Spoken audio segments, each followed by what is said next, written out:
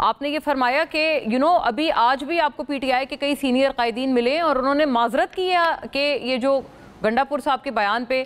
तो फिरदौस शमीम नकवी साहब, अब देखिए गंडापुर साहब क्या आप समझते हैं एम्बेरस कर रहे हैं पार्टी को? क्योंकि अगर दीगर पार्टी के लोग, ये बात भी दुरुस्त है, 26वीं तरमीम पे आके मौलाना साहब से किस कदर आके मिलते रहे हैं और किस कदर अच्छे रवाबित रखे हैं, आज भी हाजी गुलाम अली साहब फरमा रहे हैं कि गंडापुर साहब के लोग के बयान पे आपके अपने पीटीआई के कायदीन शर्मिंदा हैं, सॉरी कर रहे हैं कि ये बड़ा गलत बयान उन्होंने मौलाना साहब के हवाले से दिया।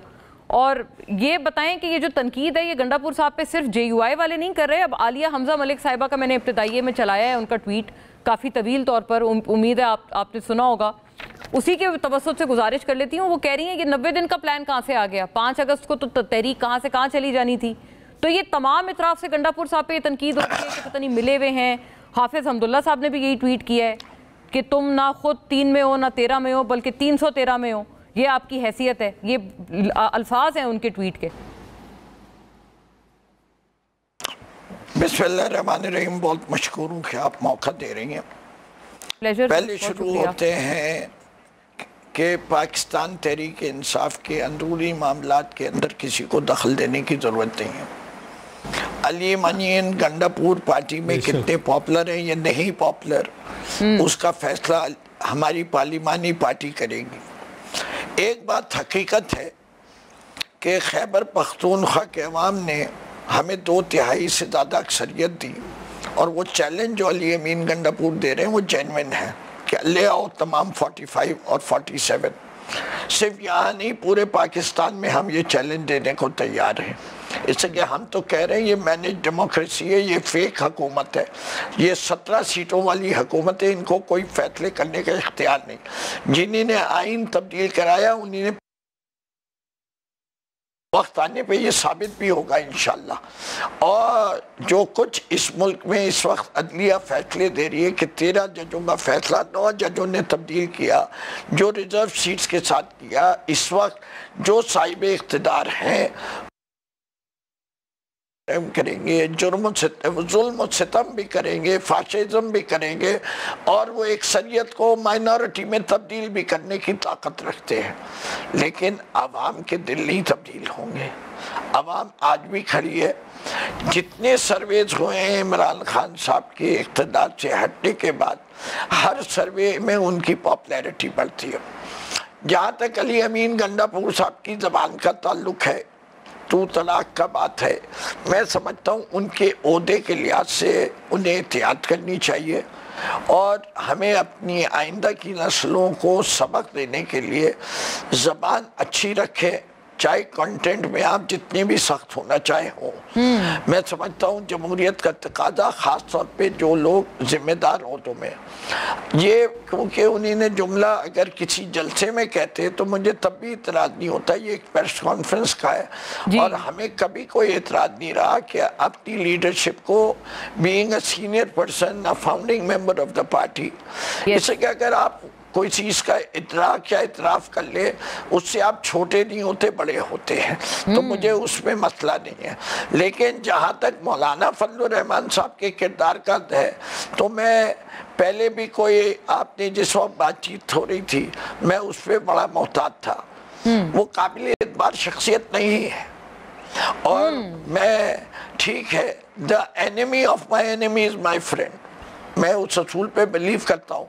अब The friend of my enemy is also my enemy, ये भी एक हकीकत है। अगर मौलाना साहब ने साइडी तब्दील कर ली, जो काम उन्होंने हमसे वादा किया था वो डिलीवर नहीं दिया और उसके बाद उन्होंने 26वीं आईनी तरमीम और जो अदालत का मिलके उन्होंने जो शाखसाना जिस तरीके से हल किया, उसके बाद मैं तो बड़ा मजबूर हुआ। पाकिस्तान में जमहूरियत पसंद लोग भी हुए और इस पूरे शाखसाने में असद कैसर की रेपुटेशन भी काफ़ी इफेक्ट हुई, इससे कि उन्होंने बड़े खुल के इनका साथ दिया था और उम्मीद ये थी, वही ज़्यादातर असद कैसर साहब भी आपकी पार्टी के बिहाफ पे जाकर मिलते थे मौलाना साहब से। जी, मौलाना उन्होंने ही कहा कि मौलाना तब्दील हो गए। हम कहते थे कि असद भाई ज़रा संभल के, मौलाना तब्दील नहीं होंगे, आप ना तब्दील हो जाए। तो बात सारी ये है कि मौलाना साहब ने, असद तो नहीं तब्दील हुए माशाल्लाह से, वो बड़े पीटीआई के पुराने हैं, लेकिन वो मजाहन बात कहता रहता। ये कोई फैक्चुअल नहीं है, कहीं आप उसको फैक्चुअली रिपोर्ट कर ले, ये तफरीहन उनसे बात की जा रही थी। लेकिन हमें अफसोस बहुत है, हमें अफसोस बहुत है खान ये मौलाना साहब का गैर जमहूरी रवैया देख के। उन्हें तो जवाब सीधा सीधा कहना चाहिए था कि क्या आपने ये गुड्डा गुड्डी का खेल समझा हुआ है? दो तही अक्सरियत वाली जमात को आप तब्दील करना चाह रहे हैं।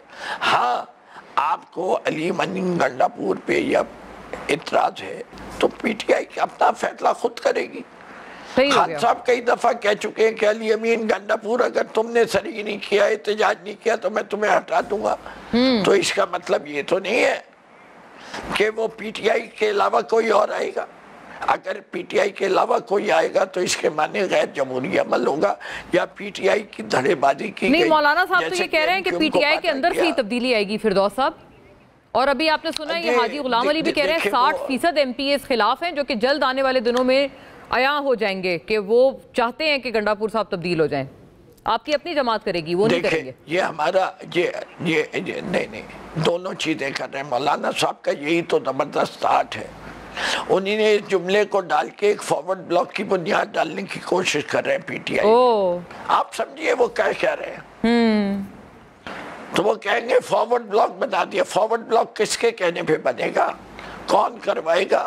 कहलाएगा किसके कहने पे फॉरवर्ड ब्लॉक बना रहे हैं? ये पूछते हैं हाजी साहब से जी। तो ये हमें सब बातें समझ में आती हैं, अवाम को भी समझा रहे हैं। अवाम बेवकूफ नहीं है पाकिस्तान की। बड़ी आपने खुल के गुफ्तगू की है फिरदौस नकवी साहब, और आपने खुल के अपने जज्बात जो कि आप एक और जुमला ले लीजिए। इस तहरीक के ये तहरीक जो है ये दिनों में नहीं नापी है। तहरीक का ऑब्जेक्टिव होता है, पाकिस्तान की ये तहरीक सिर्फ इमरान खान की रिहाई की तहरीक नहीं है, ये पाकिस्तान की असली आज़ादी की तहरीक है। राइट। जो असली आज़ादी इस मुल्क को 77 साल से लूट कर रही है। हम ये तहरीक उस वक्त तक जारी रहेंगे जब तक हमारे दम में दम है या जब तक हमारा गोल अचीव नहीं होता। तो ये फाइनल कॉल और ये सारी कॉलें जो है ये नहीं होती। तो वो चाहे 90 दिन का है, तहरीक का आगाज हो चुका है।